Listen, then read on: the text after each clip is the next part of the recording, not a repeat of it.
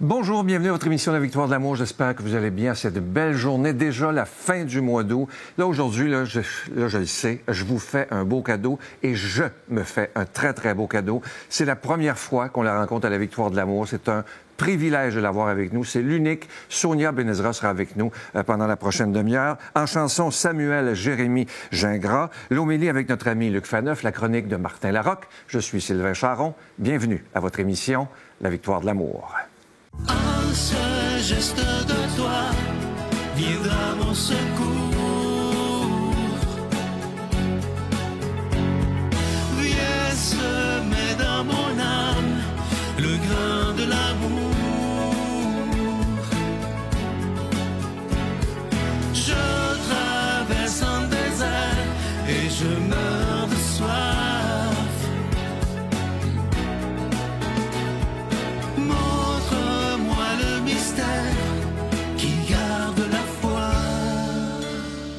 Chère Sonia, si tu savais comment je suis content. Merci. On peut se tutoyer. Ben, j'espère. Bon. Oui. Alors, c'est fou, parce que je t'attendais avec beaucoup de joie, mais j'ai l'impression de te connaître depuis toujours.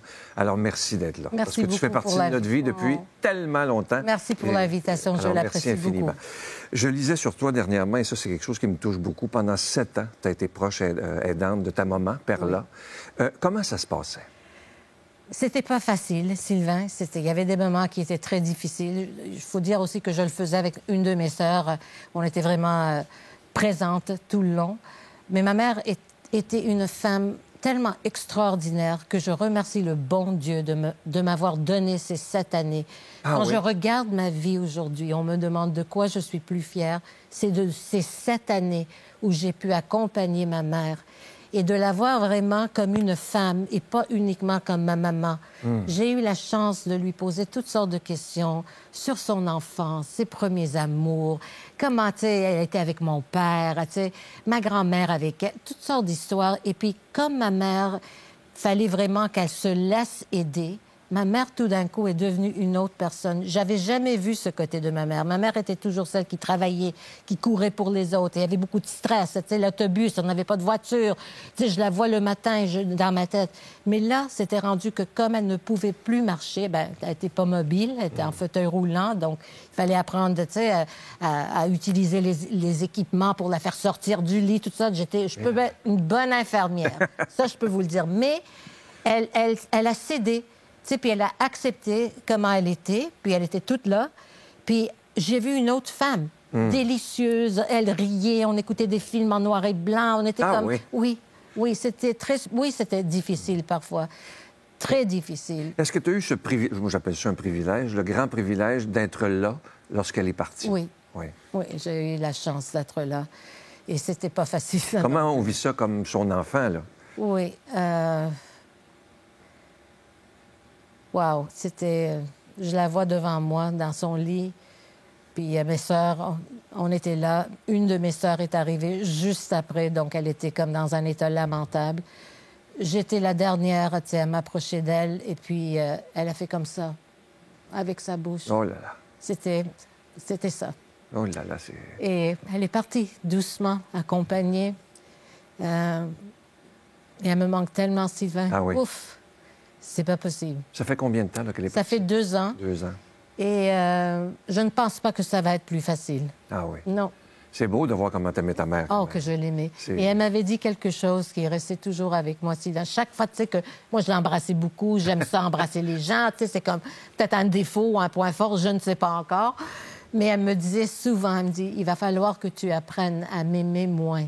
Ah oh là là. Et ça me faisait tellement mal. Je dis, voyons, maman, arrête de dire ça, tu sais. Mais j'ai jamais appris à l'aimer moins. C'était impossible pour moi. C'était vraiment cette année très, très spéciale que je garde avec moi et que je remercie le bon Dieu pour cette opportunité. C'est la C'est dame, ma maman. Ma maman. Si elle était assise juste à côté de toi, moi, je pense que les gens qui sont partis sont toujours vivants. En 2 mots, qu'est-ce que tu lui dirais? Ouf. Te quiero. Oh, je t'aime. Je t'aime en espagnol. C'est ce qu'elle nous disait tout le temps. Ma mère nous regardait. Ma mère était... On riait d'elle. Si je mettais la clé dans la porte, là, puis je rentrais... « Ah, oh, temps? Je dis, maman, tu viens de me voir il y a 15 minutes. C'est comme si c'était la première fois que nous voyions. On dirait que ça faisait un mois qu'on ne s'est pas vus. Mais on avait toujours ce genre de choses. C'est culturel. C'était vraiment... On était tous très près l'une de l'autre. Et puis, chez moi, je vais te dire quelque chose, Sylvain. Si une de mes sœurs a mal à la tête, tout le monde a mal à la tête. C'est-à-dire, on s'appelle. Est-ce que tu as parlé avec Esther? Est-ce que tu as parlé avec Kelly? Est-ce que tu as... On était tous comme ça. Donc, la souffrance de ma mère aussi, parce qu'il y a eu des moments très graves de santé, tu sais, de difficultés, c'était très difficile aussi parce que je voulais partager ses douleurs. Je voulais tellement l'aider à passer à travers. Mais ma mère était exceptionnelle. Je ne l'ai jamais entendue dire pourquoi moi ou comment ça se fait. Non, elle acceptait ce qui est arrivé tout simplement, puis on continuait. Oui. Je sais, Sonia, pour avoir lu sur toi, que tu crois en plus grand que nous, que Dieu est important pour toi. Oui. Qu'est-ce que représente Dieu pour toi? Ouf.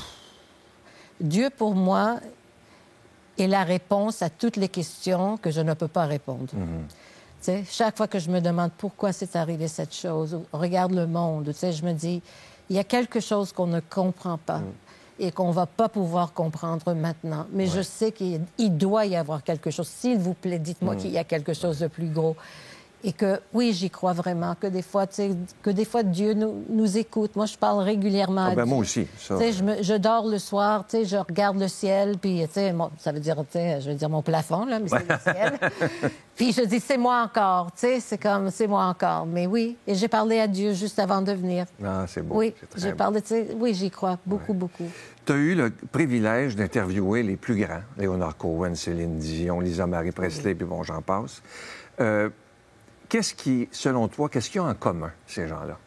Ils sont tous très sensibles.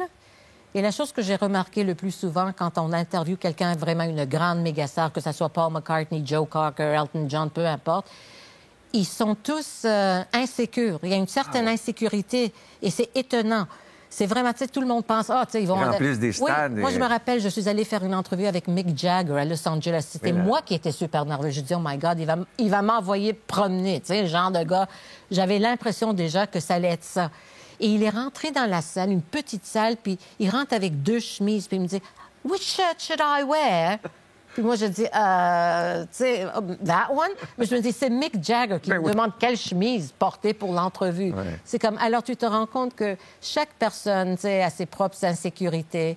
Et moi, je trouve que dans une entrevue, la chose la plus importante et la plus intéressante aussi pour le grand public, c'est de ne pas parler uniquement du succès, mais des détours qu'on a eus dans la vie. Tu sais, les échecs, tout ça, les épreuves pour se rendre là. Parce que c'est pas la destination. Les gens à la maison, tu sais, on peut pas se dire, ah oui, je comprends, tu sais. Je sais pas que moi, je comprends pas. Je sais pas ce que c'est de vivre dans une maison avec 40 000 chambres et des... Tu sais, non. Mais je sais ce que c'est de rêver de quelque chose et de ne pas réussir ou d'être obligé de faire un autre choix. Alors, c'est la partie qui m'intéressait toujours dans une entrevue. C'était vraiment... Tu sais, comment se rendre à cette place et est-ce que c'est ce que tu pensais que ça allait être? Parce que le succès est quand même... C'est une place qui peut être difficile à vivre là-dedans. Très difficile. Tout à fait. Et selon toi, la même question, mais au lieu de qu'est-ce qu'ils ont en commun, qu'est-ce qui leur manque, selon toi?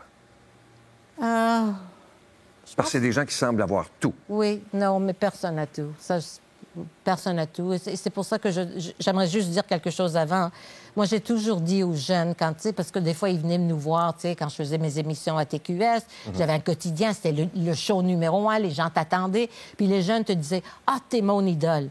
Et j'arrêtais toujours la personne. J'ai dit « Non, il ne faut pas que moi, je sois ton idole ou un autre artiste. Vous ne les connaissez pas vraiment. Tu ne me connais pas vraiment. Ton idole devrait être quelqu'un dans ton entourage, quelqu'un que tu admires, quelqu'un que tu vois travailler fort. » C'est vrai ce que tu dis. Et c'est vraiment, j'y crois. Moi, mon idole a toujours été ma mère. Parce qu'elle a travaillé si fort. Elle a donné tout à ses enfants. Mon père a disparu très jeune. Alors, c'est ça, je dis aux jeunes vraiment, de choisir ses idoles. Faites attention. Oui, parce qu'on est porté parfois à mettre les gens sur un piédestal. Exactement, exactement. Et je pense que c'est peut-être la chose qui manque vraiment aux grandes vedettes. Une fois qu'on est rendu là, c'est comme l'entourage te dit oui. Hein? C'est comme oui, qu'est-ce que tu veux? Oui, c'est parfait, oui. Ils ont des fois vraiment besoin de quelqu'un qui vont leur dire « Hey, ça, là, c'est pas correct. » Dans toutes les entrevues que tu as faites, je t'écoutais beaucoup, tu as toujours été bienveillante. t'as toujours, et je me souviens, il y a très longtemps de ça, quelqu'un t'avait dit, oui, mais tu dis toujours que c'est bon. Et t'avais dit, ce petit gars-là, cette petite fille-là travaillait tellement fort pour son disque, qui je suis, moi. Oui. Et d'où ça te vient, cette bienveillance de regarder le beau dans l'être humain? Je vais te le dire tout de suite. Mon père nous a toujours dit, quand on était petite, de ne jamais... Le plus gros péché pour lui, c'était d'humilier quelqu'un en public. Et j'ai jamais vraiment compris ça à l'époque. J'étais quand même assez jeune, mais c'est resté gravé dans ma mémoire et je le crois vraiment. Pourquoi quelqu'un va s'ouvrir à moi si je rentre déjà agressif dans une entrevue? Moi, je ne veux pas parler à cette personne. Non. Je me renferme tout de suite. Et je me rends compte que même si c'est un album que moi, j'écouterai pas peut-être régulièrement à la maison, j'essaye de trouver quelque chose qui m'a plu, une phrase, quelque chose. Il y a toujours quelque chose. Et je me concentre là-dessus parce que c'est le rêve de quelqu'un. Oui, bien exactement. C'est le rêve de quelqu'un. Et je trouve ça très important de respecter ça, cette partie. Tu es très proche des gens plus âgés, des aînés, Oui. et tu trouves qu'on s'en occupe pas assez. Non. Non. Pourquoi ils te touchent tant? Et qu'est-ce qu'on devrait faire de plus pour ces gens qui ont donné leur vie, finalement? Parce qu'ils ont tellement à nous offrir. C'est comme... Des bibliothèques. Oui, c'est comme ils ont toutes sortes d'informations à partager avec nous. Ils ont du vécu, ils ont des bons conseils. Et c'est pas juste ça, c'est un manque de respect que je trouve de la part de notre société, la façon qu'on est maintenant. Tout est vite, vite, vite. On regarde même pas les gens. Tu sais, moi, ma mère, quand elle était des fois dans les hôpitaux, tu sais, c'est comme je regardais les gens autour de moi. Souvent, ils étaient seuls, des gens âgés, sans visite, sans personne qui vienne le voir. Je dis, comment est-ce qu'on est rendu là, que cette personne peut se trouver toute seule toute la journée? Et je regarde les gens, puis je me demande qu'est-ce qu'il faisait dans sa vie. Peut-être c'était un docteur, peut-être c'était comme, je sais pas, un plombier, aucune idée, mais c'était quelqu'un. C'est quelqu'un. C'est quelqu'un de vivant, là. Oui, et on oublie ces gens. Et quand on regarde les pays asiatiques, eux, ils ont un respect incroyable pour les aînés. Une grand-mère qui rentre dans une chambre, tout le monde se lève. Ah, imagine. Hein? Imagine-toi respecter son monde de cette manière. C'est juste une façon de voir les choses. Et même notre télévision, on ne fait pas la télévision pour les gens qui écoutent. Et c'est les aînés. Hello? Oui, tout à fait. Je comprends pas ça. Oui, tout à fait. Ça, c'est très mystérieux. Oui. Ça. C'est aussi mystérieux que Dieu. Oui, peut-être. Il doit avoir la réponse, lui. Je sais que Béatrice Picard, qui est la marraine du Salon des aînés de Saint-Jérôme, te touche énormément. Oui. Qu'est-ce que tu aimes autant chez elle? God. On va la voir à l'écran, d'ailleurs, qui est toute belle. Sa biographie, quand j'ai lu sa biographie, je me suis dit, je viens de lire l'histoire du Québec. Lire la biographie de Béatrice Picard, elle nous raconte tout ce qui est arrivé au début de la télé, de la radio. Et à travers ça, on apprend comment le Québec était à cette époque. Qu'est-ce qui se faisait, comment il travaillait. C'est une femme qui a tellement... Elle était bien avant son temps, hein? Ouais. Béatrice Picard, elle a fait des choses que, tu sais, des femmes aujourd'hui n'auraient pas le courage. Des enfants travaillaient à temps plein, est allée en France apprendre son métier. Elle était très disciplinée. Elle a travaillé comme une folle, cette femme. Et elle avait dit quelque chose dans son livre qui est toujours resté gravé dans ma mémoire. Elle avait dit « J'aurais voulu être un homme ». Ah oui. Pour pouvoir vivre sa vie. Oui, parce qu'à l'époque, être une femme, c'était plus compliqué. C'est comme, il y avait la religion, il y avait toutes sortes de choses. Et puis, je trouve ça quand même très intéressant parce qu'elle a réussi quand même, malgré tout. Et puis, aujourd'hui même, je l'admire. Je l'admire. Elle aime la vie. Elle aime encore son métier. Elle adore son public. Et je demanderais aux gens vraiment sérieusement de lire sa biographie. Moi, j'ai eu le bonheur d'interviewer. Oui. Elle était absolument Son magnifique. livre... Il me reste presque pas de temps. Je sais que tu es la porte-parole du Salon des aînés. Oui. Je vais en parler à la fin de l'émission. C'est le samedi 6 septembre à Saint-Jérôme. Oui. Et qu'est-ce que ça te fait d'être porte-parole pour le Salon des aînés? Bien, on m'avait demandé avant, à quelques reprises, et je n'étais pas prête. Pendant que ma mère était malade, j'avais pas le cœur à ça. J'étais vraiment ailleurs. Après, ma mère est partie. J'étais dans un état de tristesse et de... Tu sais, je pouvais pas arrêter de pleurer, donc j'ai dit non. Là, je pleure moins, mais je pleure encore. Mais je me suis dit, ça serait le bon moment de pouvoir peut-être partager mon vécu et encourager les gens aussi. Si on est capable d'aider quelqu'un, il n'y a pas un plus beau cadeau au ciel. Il faut le faire. Et donnez-vous l'opportunité d'au moins essayer. Je ne critique personne. Je juge aucune personne qui n'est pas capable de le faire. C'est beaucoup. Ouais. Mais je trouve que c'est quand même important de se donner la chance d'essayer. Ouais. Au moins d'essayer. Oui, d'essayer. Oui. Merci de tout mon cœur d'avoir été là, vraiment. Et j'espère te revoir. J'ai trop parlé, hein? Non, ma mère me regarde et ma mère... Tu sais qu'est-ce que ma mère nous dit? T'aurais pu lui laisser te poser quelques questions. Mais je suis sincère, j'espère vraiment te revoir. Je t'offre une très belle chanson, je vous l'offre au public, interprétée par Samuel Jérémy Gingras. Gratitude. Oh.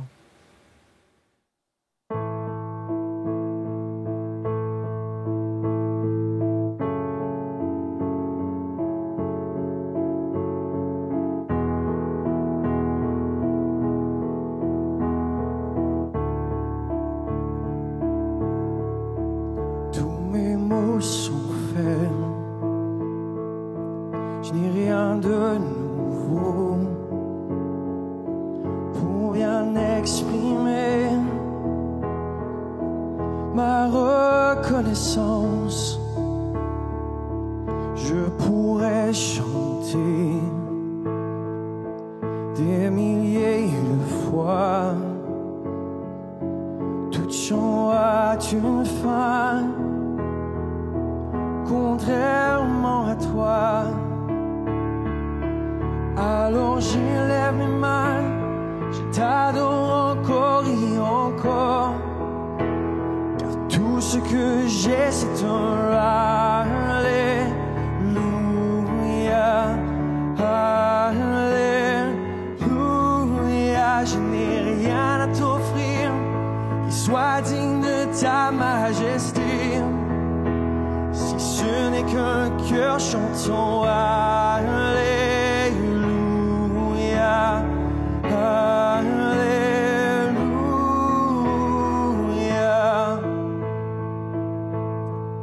Je n'ai qu'une réponse, rien de mieux à dire.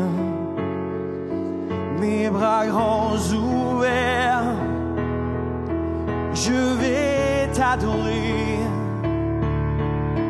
Alors j'élève mes mains, je t'adore encore et encore, car tout ce que j'ai c'est un Alléluia, Alléluia. Je n'ai rien à t'offrir qui soit digne de ta majesté. Si ce n'est qu'un cœur chantant Alléluia, Alléluia.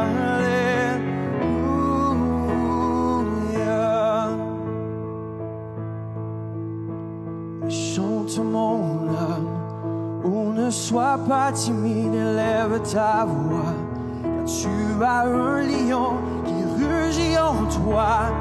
Lève-toi et loue le Seigneur. Chante mon âme, oh ne sois pas timide, élève ta voix, car tu as un lion qui rugit en toi. Lève-toi et loue le Seigneur. Alors j'élève mes mains, je t'adore encore et encore, car tout ce que j'ai c'est un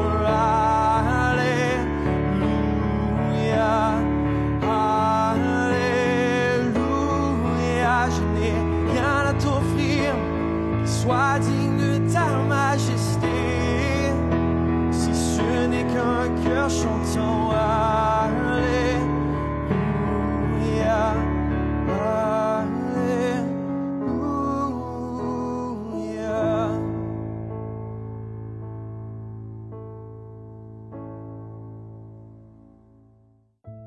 Notre Père qui es aux cieux, que ton nom soit sanctifié, que ton règne vienne, que ta volonté soit faite sur la terre comme au ciel.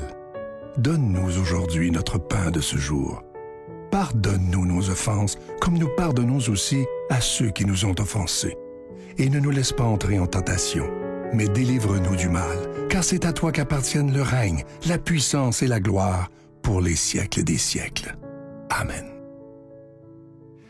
Je suis tellement content de vous parler de ce magnifique cadeau du mois de septembre. Il s'agit, vous l'avez tellement demandé au bureau qu'on a décidé de vous faire plaisir. Vous allez la voir à l'écran, c'est une carte en acier inoxydable avec la belle prière de la sérénité. Ça, je dois vous le dire, là, c'est un beau cadeau à se faire, mais c'est un cadeau à donner à d'autres personnes parce qu'on sait que la prière de la sérénité est extrêmement puissante et j'y crois profondément. C'est une prière que je dis à tous les jours, mais c'est bien de l'avoir dans ses poches quand ça va pas, d'être capable de se rappeler cette très, très belle prière. Juste le fait d'y toucher aussi. Et à la demande générale, là, je dois vous dire que j'étais bien surpris parce qu'au bureau, on me disait, Sylvain, il faut que tu en commandes d'autres. Cette belle carte de Jésus. Alors, elle est de nouveau disponible parce que vous l'avez tellement demandé. Alors, vous la voyez à l'écran présentement. Je vous rappelle que vous recevrez ces cadeaux avec un don de 25 et si vous en voulez deux, avec un don de 40 Je tiens à vous remercier de tout cœur de ce que vous ferez pour la victoire de l'amour. Vous savez que sans vous, cette émission-là ne pourrait pas exister. Alors, je vous remercie de tout mon cœur. Voici comment se procurer ces cadeaux. Par la poste à la Victoire de l'amour, casier postal 120, succursale Boucherville à Boucherville, le J4B 5E6, ou par téléphone, par carte de crédit, du lundi au jeudi, de 8h à 17h, au 514-523-4433, ou à notre numéro sans frais, le 1-888-811-9291. Également sur notre site Internet, le www.lavictoiredelamour.org. Avec votre don, vous recevrez aussi un reçu pour fin d'impôt. Merci de donner des mains à la Providence. Merci d'investir dans votre foi.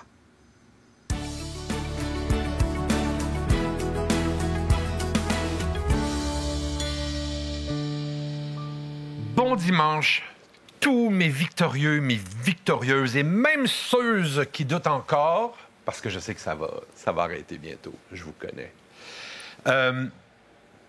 Avez-vous des fois l'impression que vous n'avez pas votre place dans votre vie, dans votre propre vie? On vit beaucoup pour les autres, OK? Et ça nous laisse l'impression qu'il n'y a pas de place pour nous, OK? C'est une fausse dévotion. Et là, je me suis interrogé sur de quoi j'aurais le droit quand j'ai ce sentiment-là. Est-ce que j'ai des droits? Voire des devoirs personnels, OK? Des choses que je dois appliquer dans la vie. Vous avez le droit, dans la vie, entendez-moi bien, de ne pas bien filer puis de le dire. Vous avez ce droit-là. Vous avez le droit de dire « Aujourd'hui, c'est une mauvaise journée, ça ne me tente pas, puis j'haïs ça, puis... Vous avez le droit à ça. Vous avez le droit de poser vos limites. Je sais qu'on a déjà parlé, mais c'est un droit de dire « Non. Non. » Expliquez-vous pas, là. Allez pas là-dedans. Faites juste dire « non ». Vous avez le droit amplement. Tu sais, vous avez le droit de botcher les choses. Avez-vous déjà pensé à ça? Vous avez le droit de ne pas tout bien faire dans l'ordre. Vous avez le droit de vous tromper. On peut faire ça. C'est ça qui est le fun. Il me semble que c'est un je dirais même parfois un devoir parce que ça fait juste du bien des fois de faire... Tu sais? Et vous avez le droit aussi de prendre le temps de réfléchir. Parce qu'on est dans une société où on demande beaucoup de réagir. Et vous avez le droit de prendre le temps de réfléchir à quelque chose qui se passe, de dire « je sais pas, faut que j'y pense ». On a ce droit-là. Puis laissez les autres être déçus, OK? Laissez les autres pas vous comprendre, puis laissez les autres pas vous suivre. C'est parfait, ça. Mais vous avez surtout le droit, dans la vie, et je sais pas où j'en ai déjà parlé, mais de spinner sur un dixaine. Vous avez le droit de faire ça. Vous avez dit oui, puis à un moment donné, ça fait « non, j'ai pas le goût ». Vous avez le droit. L'inverse aussi. Vous avez dit non, puis à un moment donné, vous faites « ouais ». Vous avez le droit de spinner sur un dixaine. Vous avez le droit de changer d'idée. Ça, c'est quelque chose qui vous appartient. Est-ce que ça va déranger les autres? Oh, my God, oui. Oh, mon Dieu, que ça va déranger tout le monde. Mais quelque part, est-ce que vous en valez pas la peine de tout ça?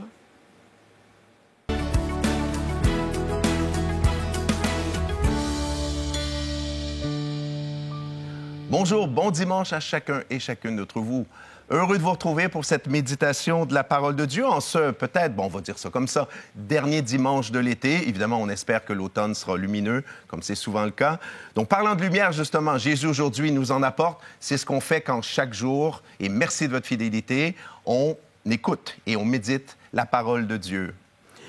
Est-ce que vous avez déjà réalisé que Jésus était un itinérant, un vrai itinérant? Après avoir pendant 30 ans, demeurer humblement, modestement, caché même dans sa vie à Nazareth, Jésus va partir sur les places publiques. Et là, messieurs, dames, c'est pas une petite vie publique. Pas de transport en commun à l'époque, pas de voiture. Êtes-vous prêts? Jésus itinérant pendant 3 ans. Jésus va marcher, ça a été analysé par les spécialistes, environ, êtes-vous prêts? 6 000 kilomètres. 2 000 kilomètres par année. Alors, faites le calcul, on en arrive rapidement à une cinquantaine de kilomètres par semaine. Donc, il a vraiment marché beaucoup pour aller rencontrer beaucoup de gens. Or, Jésus, pas d'emploi, pas de compte de banque, dépendait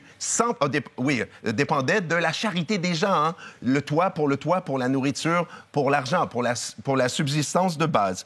C'est pour ça que Jésus, on lit ça dans les évangiles, très souvent va accepter des invitations. Des invitations comme, aujourd'hui on en parle dans l'évangile, chez toutes sortes de gens, notamment des gens très influents comme les pharisiens. Puis au moment de ces banquets-là, de ces rencontres-là, Jésus va nous livrer de beaux cadeaux, des perles de sagesse.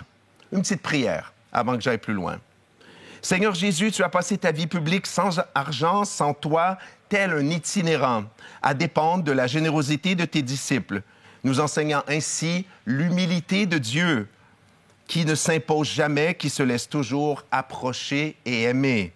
Seigneur Jésus, enseigne-nous à chercher non pas à nous élever dans l'orgueil, mais plutôt à nous abaisser pour laisser à Dieu sa vraie place dans nos vies.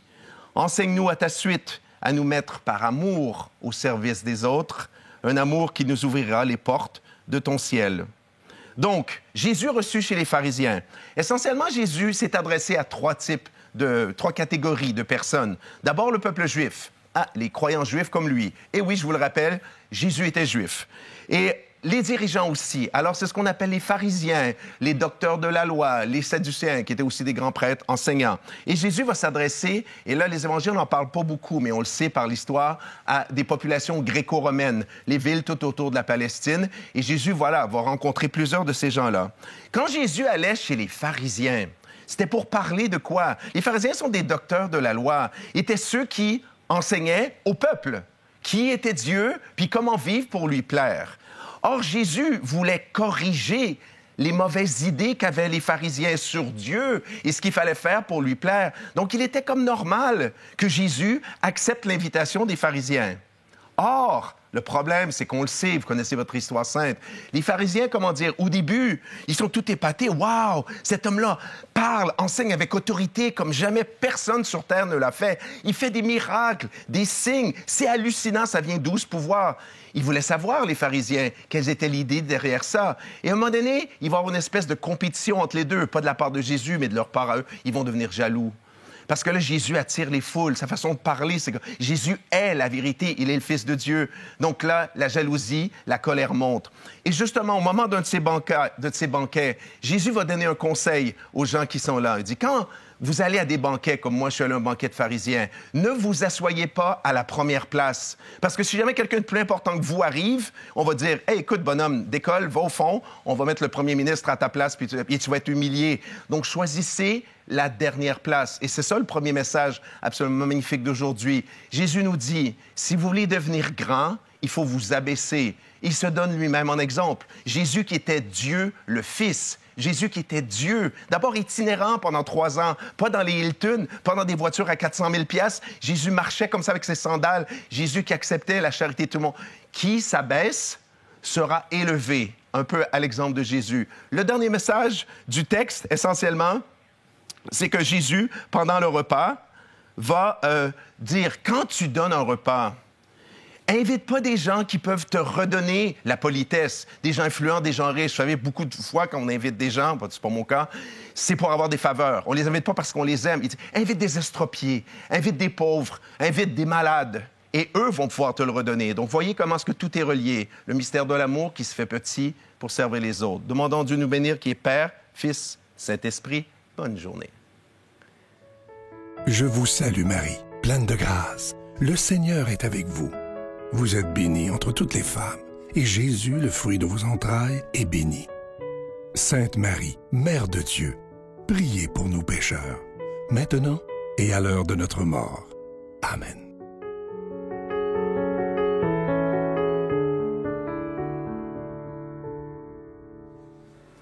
Alors écoutez-moi bien, parce que la semaine prochaine, à partir de dimanche prochain, le 7 septembre, l'émission La Victoire de l'amour revient à 13h, donc à 1h de l'après-midi. Ce n'est pas évidemment la décision de La Victoire de l'amour, mais bien de la programmation de TVA. Alors à partir de dimanche prochain, parlez-en à vos amis. Ce n'est plus à 12h30, mais bien à 1h de l'après-midi. Je vous souhaite une belle journée.